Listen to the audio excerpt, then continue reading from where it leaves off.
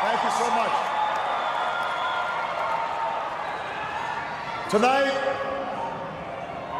more than 200 years after a former colony won the right to determine its own destiny, the task of perfecting our union moves forward.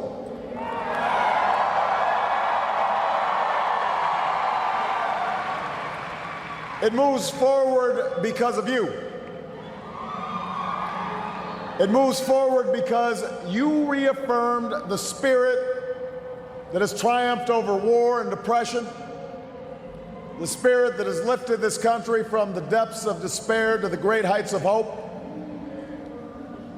the belief that while each of us will pursue our own individual dreams, we are an American family and we rise or fall together as one nation and as one people.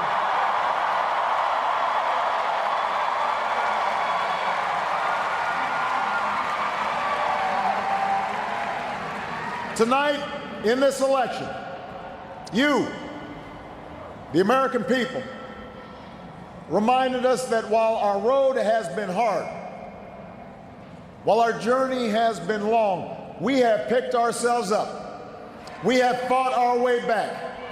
And we know in our hearts that for the United States of America, the best is yet to come.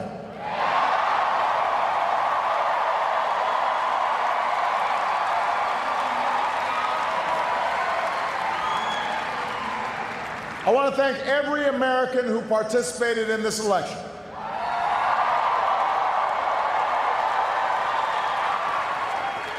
Whether you voted for the very first time or waited in line for a very long time. By the way, we have to fix that.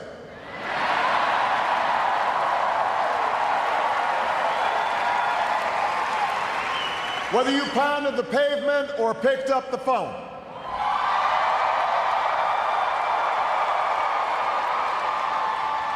Whether you held an Obama sign or a Romney sign, you made your voice heard, and you made a difference.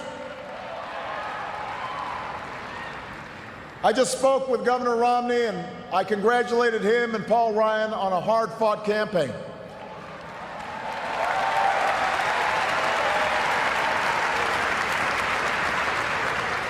We may have battled fiercely, but it's only because we love this country deeply. And we care so strongly about its future. From George to Lenore to their son Mitt, the Romney family has chosen to give back to America through public service. And that is a legacy that we honor and applaud tonight.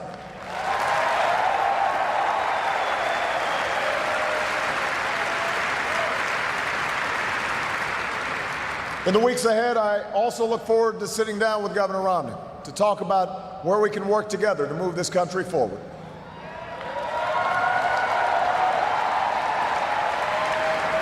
I want to thank my friend and partner of the last 4 years, America's happy warrior, the best vice president anybody could ever hope for, Joe Biden.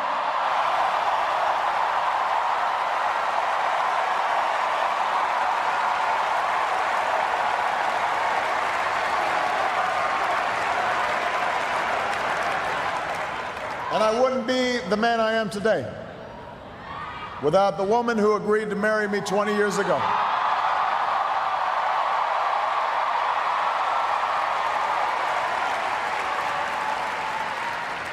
Let me say this publicly, Michelle, I have never loved you more.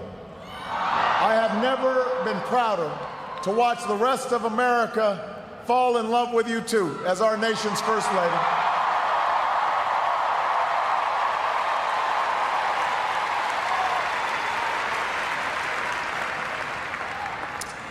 Sasha and Malia, before our very eyes, you're growing up to become two strong, smart, beautiful young women, just like your mom. And I'm so proud of you guys. But I will say that for now, one dog's probably enough.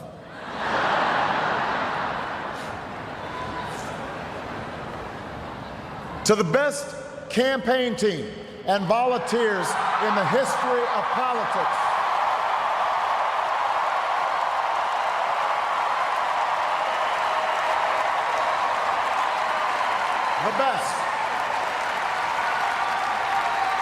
the best ever.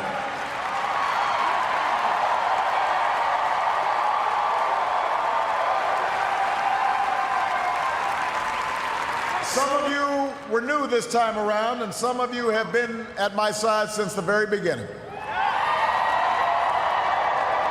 But all of you are family. No matter what you do or where you go from here, you will carry the memory of the history we made together. And you will have the lifelong appreciation of a grateful president. Thank you for believing all the way, to every hill, through every valley. You lifted me up the whole way, and I will always be grateful for everything that you've done and all the incredible work that you've put in.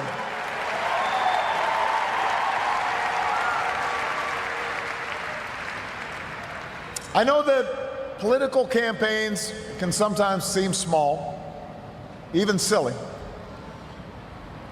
And that provides plenty of fodder for the cynics who tell us that politics is nothing more than a contest of egos or the domain of special interests. But if you ever get the chance to talk to folks who turned out at our rallies and crowded along a rope line in a high school gym, or saw folks working late at a campaign office in some tiny county far away from home, you'll discover something else. You'll hear the determination in the voice of a young field organizer who's working his way through college and wants to make sure every child has that same opportunity.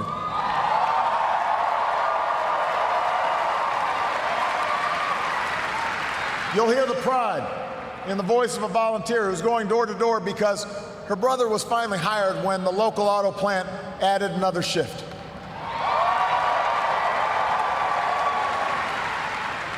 You'll hear the deep patriotism in the voice of a military spouse who's working the phones late at night to make sure that no one who fights for this country ever has to fight for a job or a roof over their head when they come home.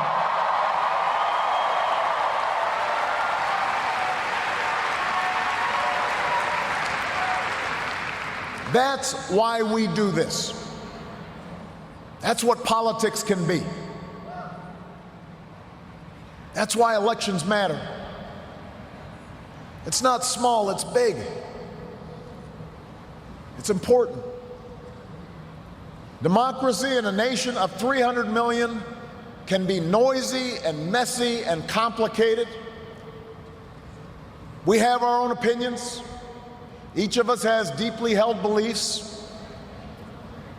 And when we go through tough times, when we make big decisions as a country, it necessarily stirs passions, stirs up controversy. That won't change after tonight, and it shouldn't. These arguments we have are a mark of our liberty. And we can never forget that as we speak, people in distant nations are risking their lives right now just for a chance to argue about the issues that matter, the chance to cast their ballots like we did today.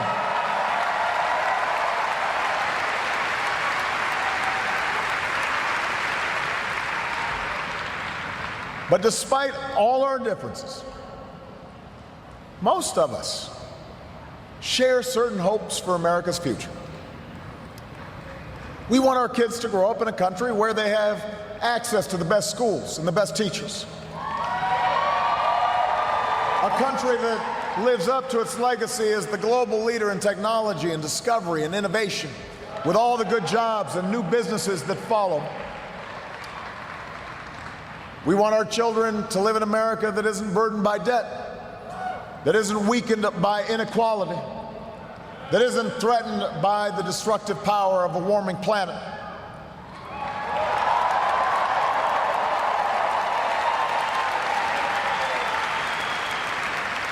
We want to pass on a country that's safe and respected and admired around the world. A nation that is defended by the strongest military on earth and the best troops this world has ever known.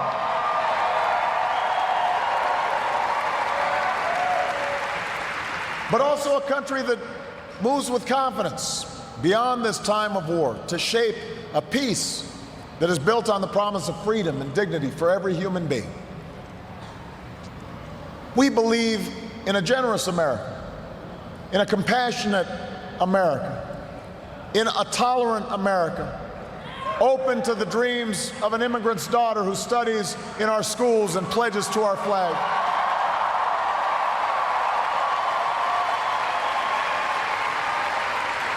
To the young boy on the south side of Chicago who sees a life beyond the nearest street corner.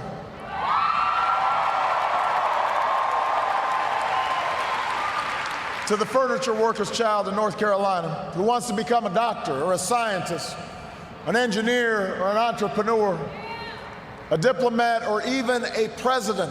That's the future we hope for. That's the vision we share. That's where we need to go. Forward. That's where we need to go. Now, we will disagree, sometimes fiercely, about how to get there.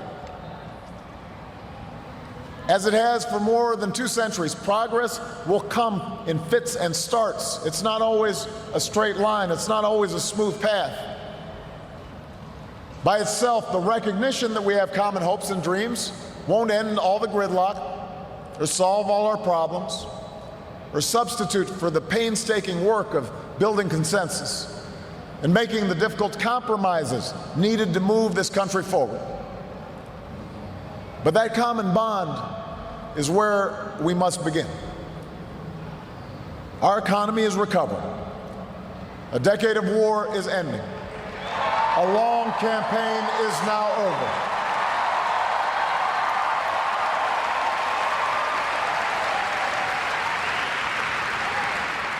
And whether I earned your vote or not, I have listened to you. I have learned from you. And you've made me a better president. And with your stories and your struggles, I return to the White House more determined and more inspired than ever about the work there is to do and the future that lies ahead.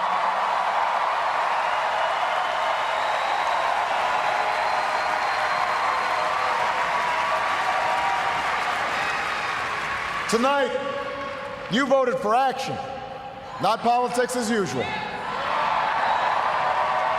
You elected us to focus on your jobs, not ours. And in the coming weeks and months, I am looking forward to reaching out and working with leaders of both parties to meet the challenges we can only solve together. Reducing our deficit, reforming our tax code, fixing our immigration system, freeing ourselves from foreign oil. We've got more work to do.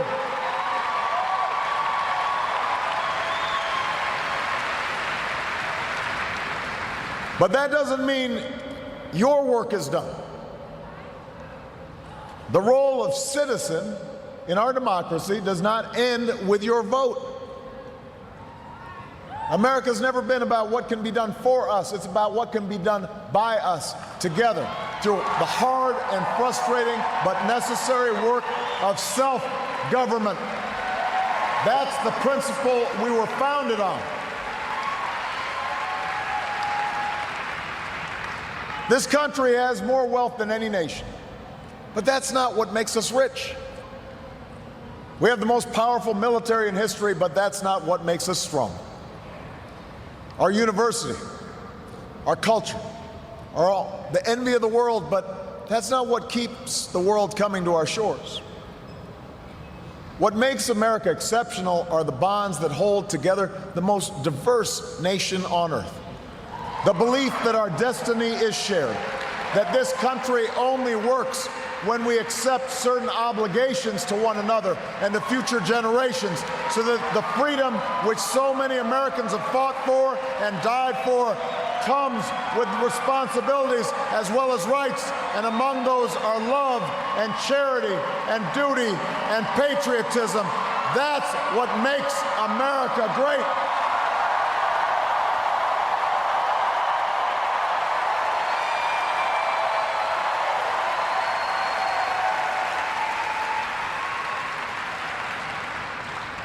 I am hopeful tonight because I've seen the spirit at work in America. I've seen it in the family business whose owners would rather cut their own pay than lay off their neighbors, and in the workers who would rather cut back their hours than see a friend lose a job. I've seen it in the soldiers who re-enlist after losing a limb, and in those SEALs who charged up the stairs into darkness and danger because they knew there was a buddy behind them watching their back.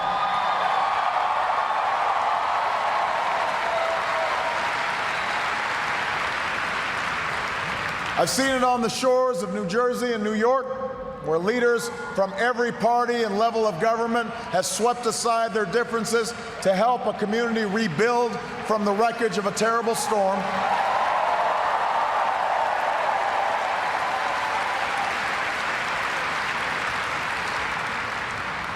And I saw it just the other day in Mentor, Ohio, where a father told the story of his 8-year-old daughter whose long battle with leukemia nearly cost their family everything. Had it not been for health care reform passing just a few months before the insurance company was about to stop paying for her care.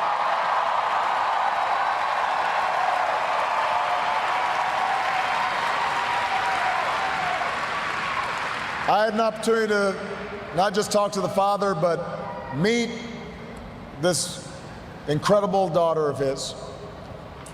And when he spoke to the crowd, listening to that father's story, every parent in that room had tears in their eyes, because we knew that little girl could be our own. And I know that every American wants her future to be just as bright. That's who we are. That's the country I'm so proud to lead as your president.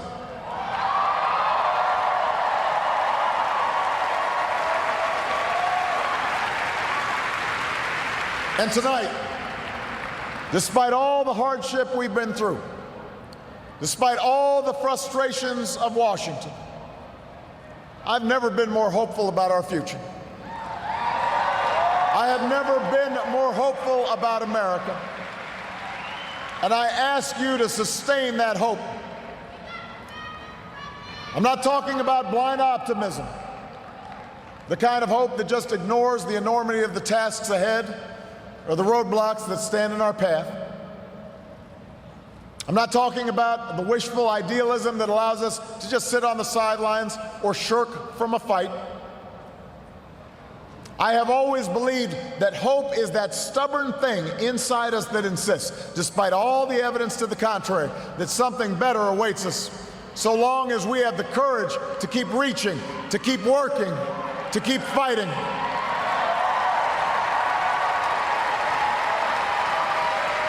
America, I believe we can build on the progress we've made and continue to fight for new jobs and new opportunity and new security for the middle class. I believe we can keep the promise of our founding, the idea that if you're willing to work hard, it doesn't matter who you are or where you come from or what you look like or where you love. It doesn't matter whether you're black or white or Hispanic or Asian or Native American or young or old or rich or poor, able, disabled, gay or straight. You can make it here in America if you're willing to try.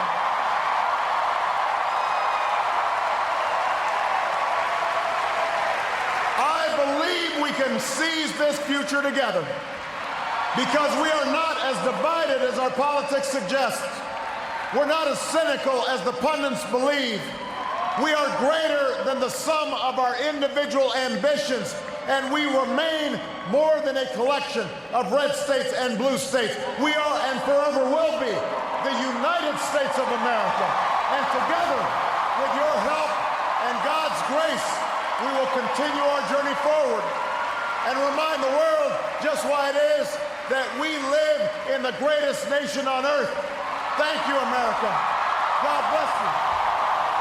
God bless these United States.